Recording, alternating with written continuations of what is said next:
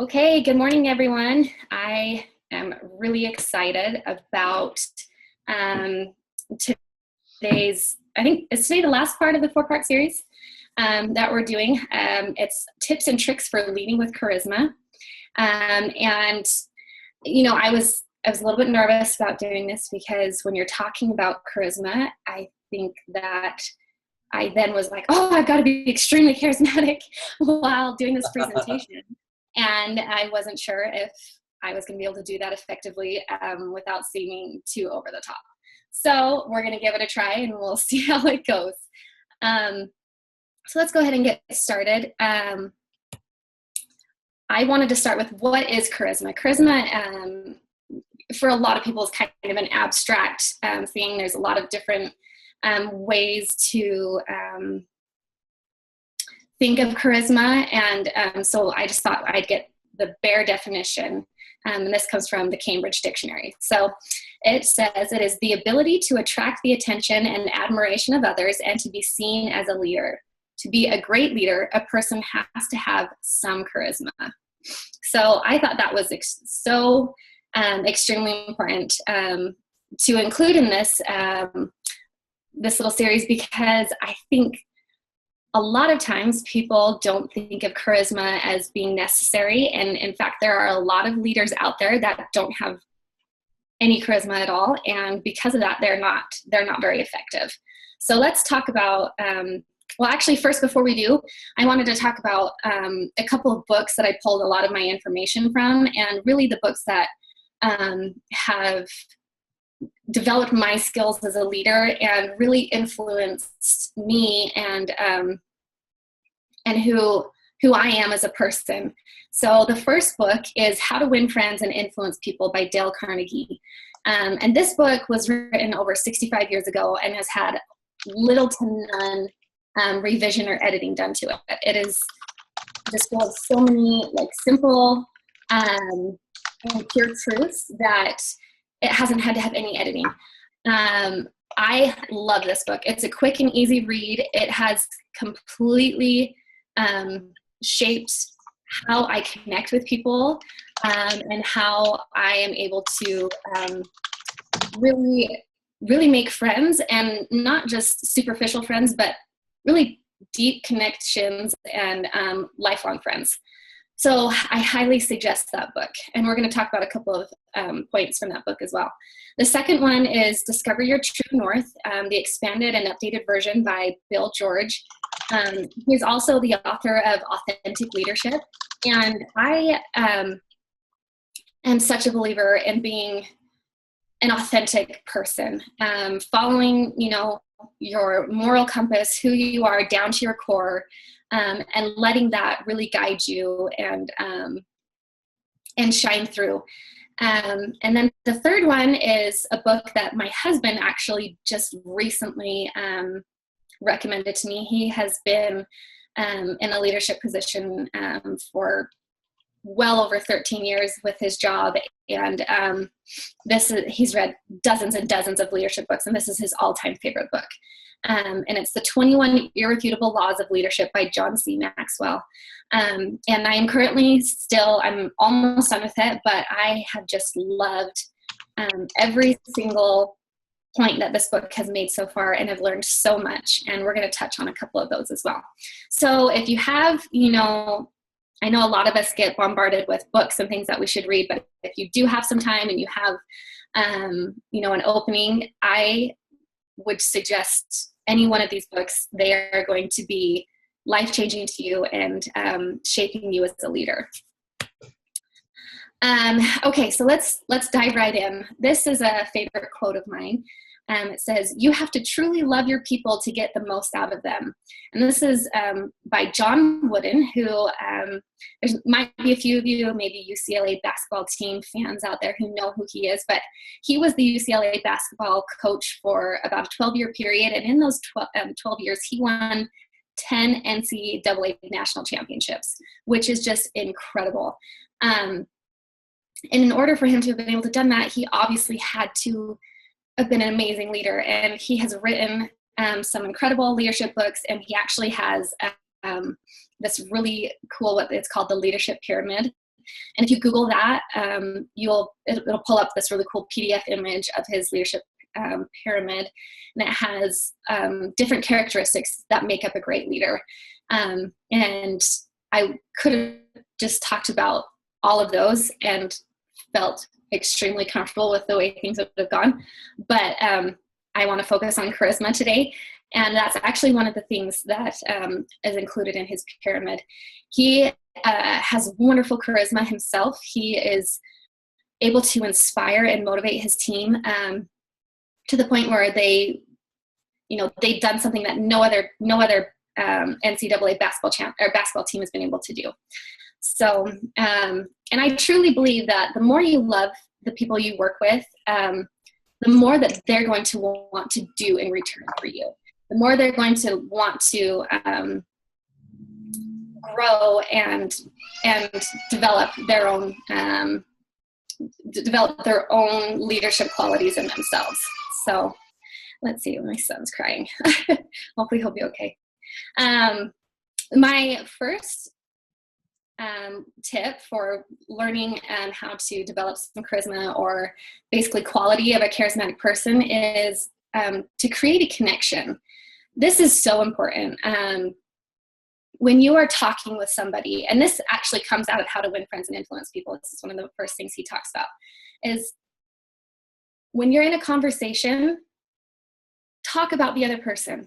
It's so easy for us, especially when we're nervous or when we're insecure, to talk about ourselves, which seems a little bit counterintuitive, because you would think, if you're not very secure, why would you talk about yourself?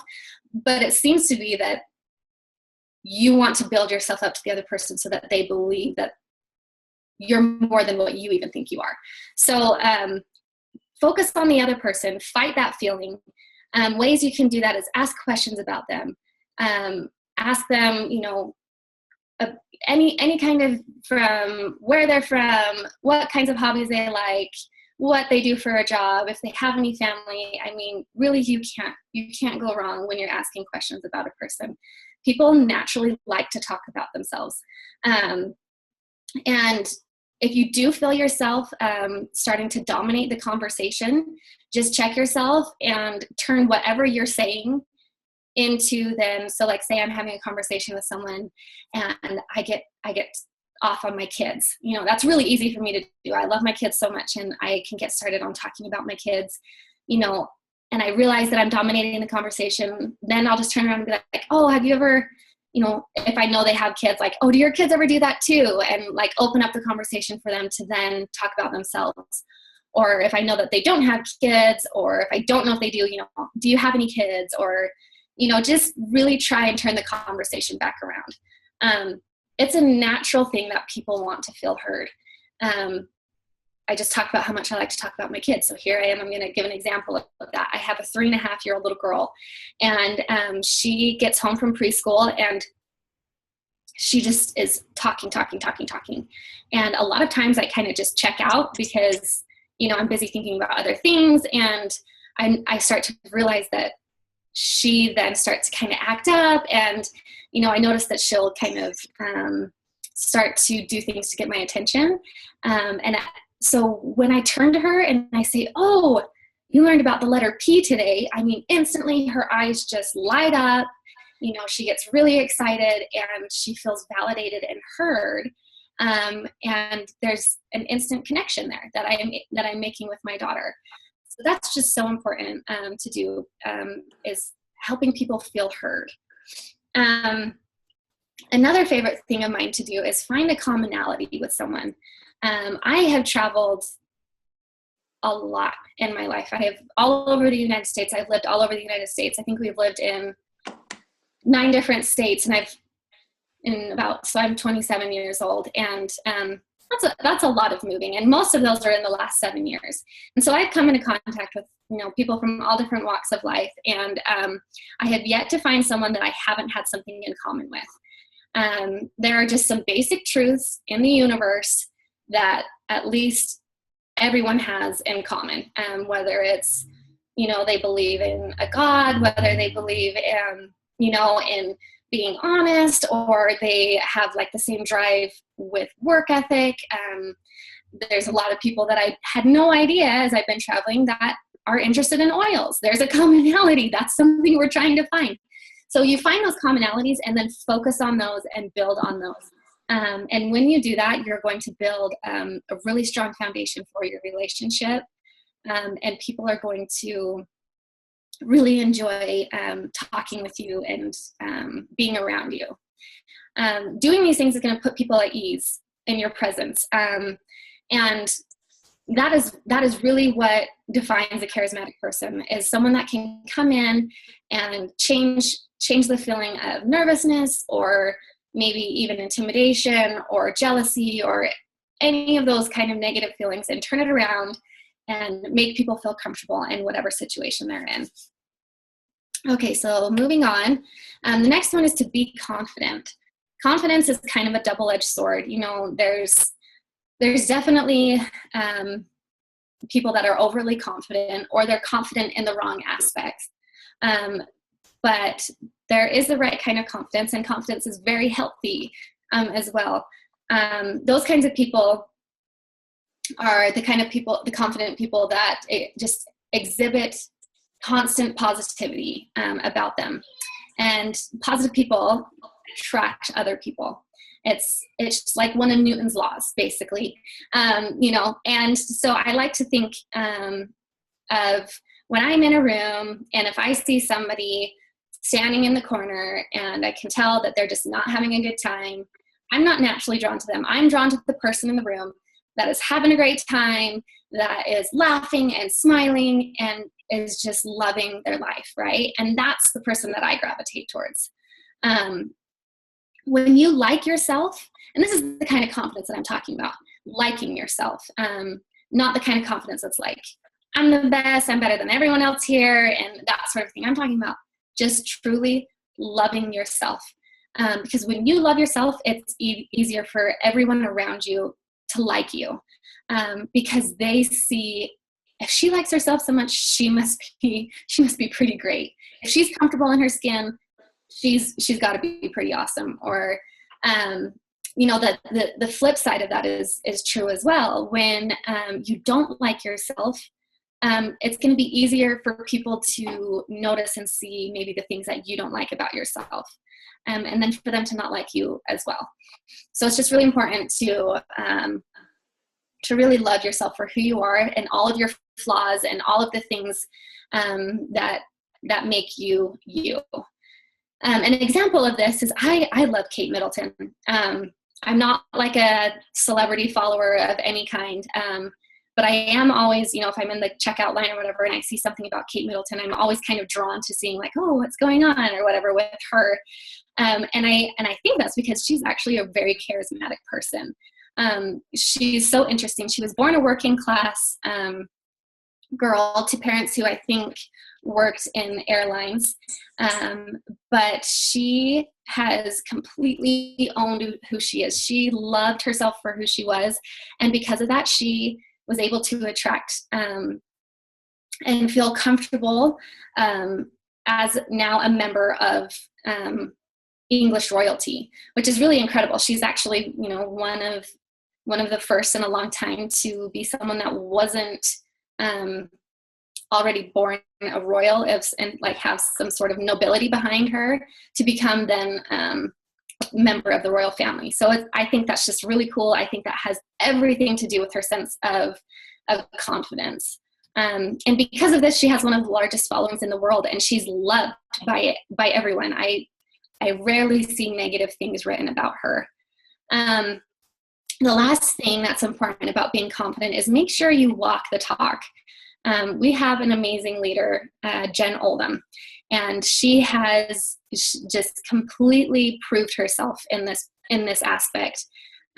Whenever she asks me to do something, whether it's booking classes or enrolling somebody or even just giving out samples, any of those sort of things, she is right there doing it too. And when she says, I'm going to do, you know, I'm going to hit presidential diamond, you know, that's her goal. She's not just talking that, like she is doing the walk as well. She is doing everything she can to hit that goal. And that makes me feel like, okay, I can do it too. And I'm able to build off of her confidence in that I am going to hit my goals as well this year. And she just does an incredible job at that. And so that's another important aspect of being confident. Okay, next we have become authentic. This comes from the True North book that I suggested, and has been just something that I've really been focusing on since I've read it. I think I read it started reading it in July, and or I read it in July, and it has been so important and such just an important way in shaping my character. And one of the things he talks about is building on your character, not your style. So I think it's easy for us to, to focus on our outward appearance and how we want to appear rather than on who we are. And when we build on who we are as a person, we're gonna be able to be confident. We're gonna attract others. We're gonna be able to make connections easier, and really all these other aspects of charisma will just kind of fall into place. So it's just really important. Embrace who you are. I am like a natural. And I'm trying to decide if I should share this or not. I'm a natural kind of just like realist, but at the same time, I'm a very positive person. So it's kind of like I have these two conflicting emotions going on all the time. And I used to think that realistic part of me was kind of a negative aspect of who I am. But instead, I have learned to embrace that. And it has just propelled me so much farther in who I am as a person. Another thing about being authentic is leading with your heart as well as your head. There are so many leaders in our world today that, especially politically minded leaders, that focus on making their decisions and leading with just their head. They're thinking of only, I guess you could say they're thinking of only the realistic parts of things and not with the emotional part. And it's so important that we let our heart and our head work together, because when we do that, we are staying true to ourselves. We're able to keep our moral compass in check, and we're always able to come back to what our focus is, what our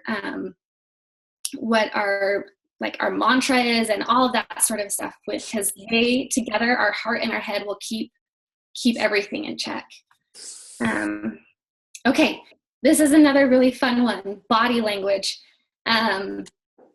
Let's once again envision a very charismatic person, and one of the first things you notice about a person is their outward appearance, right? So a charismatic person is most, like I would say 90% of the time, smiling. Because they are positive, they are happy, they're confident, all of those things, and they're smiling. And it's not a forced smile. It's just a genuine smile. They're just happy to be there. And I love smiling. I always think, whenever I say something like that, I think of Elf, Buddy the Elf. I love to smile. Smiling's my favorite. It really truly is. When you smile at somebody, it's amazing to see what it does to that other person. I love to, in the grocery checkout line, just smile at the person behind me or smile at the cashier and see what it does to that person. Almost instantly, whatever barrier that they have just kind of seems to be chipped away, and you at least 80% of the time receive a smile back. And it makes them comfortable around you. When you smile, it's kind of letting your guard down. And I think that's a really great thing to remember. So if there's one thing you take away from this body language, is just remember to smile. It's also really good to make eye contact with the people you're talking to. Don't cross your arms. That makes people feel like you're not listening, that maybe you're upset. Keep your arms down. Charismatic people, I'm sitting here, I don't know if you guys can see me or not, but I've been talking with my hands this whole time. I can't help it. I am constantly talking with my hands. Even when I'm on the phone talking to someone that can't see me, I'm using my hands. it creates an idea that I'm open to what people are saying, that what I'm saying I'm passionate about. And so it's just really important to just try not to cross your arms. It's also, crossing your arms is kind of an instant sign of insecurity as well. So just remember to kind of keep your arms open. Shake hands with people that you're just meeting, or if it's something, if the situation seems right, hug them. I have kind of a funny story about this. So my husband's family, they aren't very like touchy, and I grew up in a family where we're huggers, and we're definitely, even my extended family, we're just very comfortable, and we just hug a lot. But my mother-in-law, I remember when I had first met her, I went to give her a hug, and she just went as stiff as a board. And she was just so taken aback. And I completely misread that situation. Like 100%, she was not comfortable. She did not grow up in a family that like hugged, and she wasn't really a touchy-feely person, and I had no idea. And I kind of turned her off by that. And really what would have probably been better at that time was to have shook her hand and told her it was good to meet her.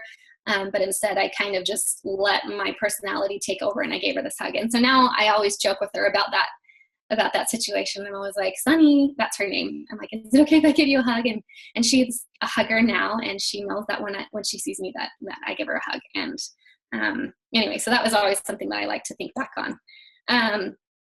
When you walk into a room, walk in with confidence, get some swagger, and just really own yourself, and just come in and not necessarily in a way where it's like, hey, everybody, look at me. It's more just come in with confidence, and people are naturally going to notice that. President Obama was actually really good at this. When he would walk up to the podium, he had this swagger about him. He had this confidence, and because of that, people listened to him, and were just, instantly their attention was on him because of that.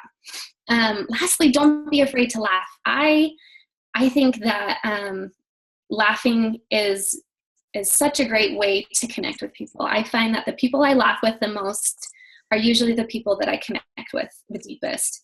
So don't be afraid to laugh. Don't be afraid to let your guard down and enjoy the moment, and laugh at yourself, or, when appropriate, laugh at others, and really just enjoy yourself. Okay, so this is the last one. This is motivate and inspire others. A charismatic person is able to influence and inspire others by revealing a bit of themselves. And they're able to do that by telling, stories. I like to think of Martin Luther King. He's an amazing charismatic leader and example. He told incredible stories, and with it, he was able to paint these pictures in his speeches. And because of that, he was able to move an entire group of people towards, the greatest revolution that our nation has seen. And they were motivated and inspired by him just through his words, and from how he talked, and through his stories that he told. When we tell stories, it just stirs people's hearts. It stirs their emotions. It helps them see a part of us that otherwise they might not see. So another part of that, a great part of that, is to use a little humor. I even think that self-deprecating humor can be included, and that's just fine to tell a story about an embarrassing moment if the moment is right.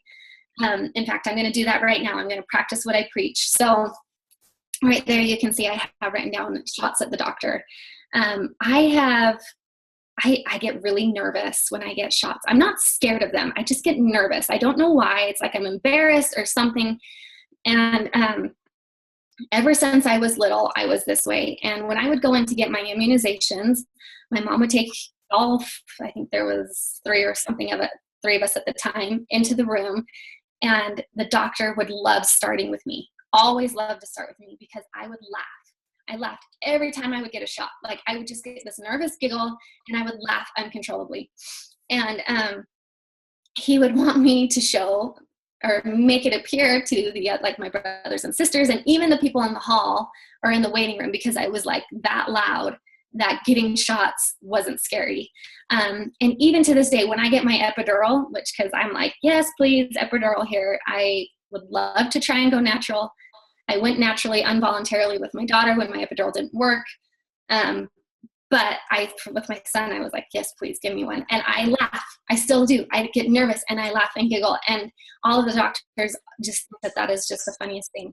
I even remember one time I was getting a wart burned off. This was before I had oils and didn't know all the amazing things that they could do and help with. And I was getting this wart burned off, and the nurses came into the room and they're like, is everything okay in here? We just want to know what's so funny.